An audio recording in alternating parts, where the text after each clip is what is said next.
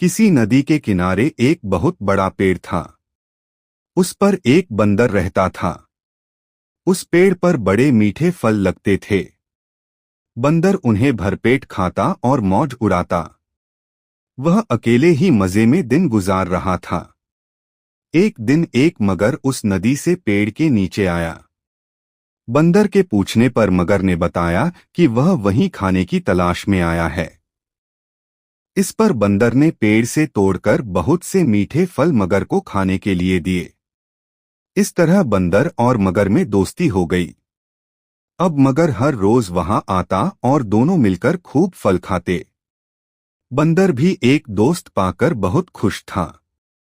एक दिन बातों बातों में मगर ने बंदर को बताया कि उसकी एक पत्नी है जो नदी के उस पार उनके घर रहती है। तब बंदर ने उस दिन बहुत से मीठे फल मगर को उसकी पत्नी के लिए साथ ले जाने के लिए दिए। इस तरह मगर रोज ही भरपेट फल खाता और अपनी पत्नी के लिए भी लेकर जाता। मगर की पत्नी को फल खाना तो अच्छा लगता, पर पति का देर से घर लौटना पसंद नहीं था। एक दिन मगर की पत्नी ने मगर से कहा कि अगर वह बंदर रोज रोज इतना मीठा फल खाता है तो उसका कलेजा कितना मीठा होगा।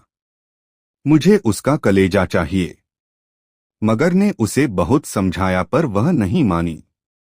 मजबूर होकर दावत के बहाने बंदर को अपनी पीठ पर बैठाकर अपने घर लाने लगा।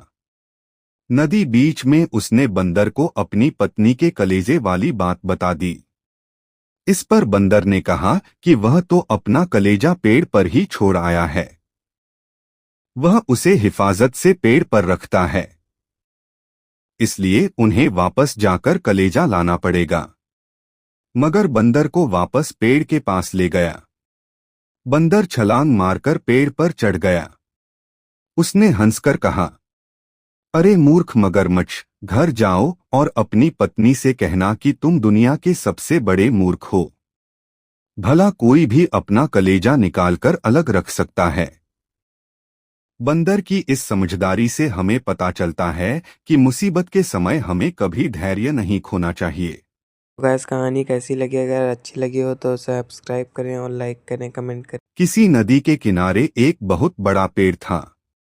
उस पर एक बंदर रहता था। उस पेड़ पर बड़े मीठे फल लगते थे।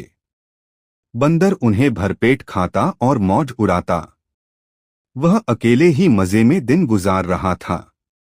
एक दिन एक मगर उस नदी से पेड़ के नीचे आया।